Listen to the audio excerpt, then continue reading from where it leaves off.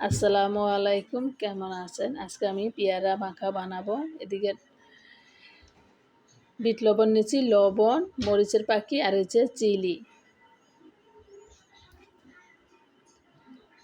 এখন নিয়েছি যে তেঁতুল নিয়েছি, তেঁতুলটা আমি একটু পানি দিয়া তারপর ভালো করে সবগুলো আমি মিক্সার করে নিব।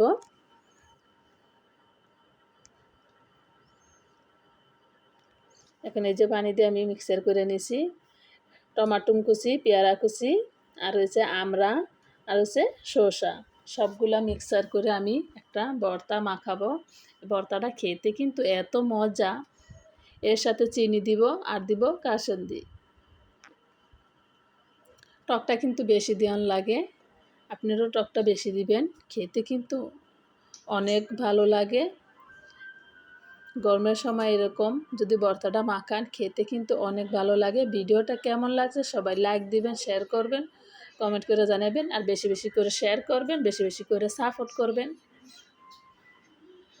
ভর্তা মাখানো পেয়ারা মাখা কিন্তু খেতে অনেক ভালো লাগে। এই যে কাসুন্দি এখন দিয়ে দিব। এরকম আপনারা সব কিছু ভালো করে মাখায় নেবেন।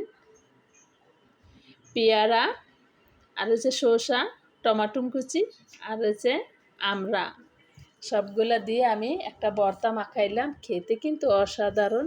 এই যে এখন চিনিটা দিয়ে দিলাম, টকটা যেমন বেশি একটু চিনি দিয়ে দিলাম।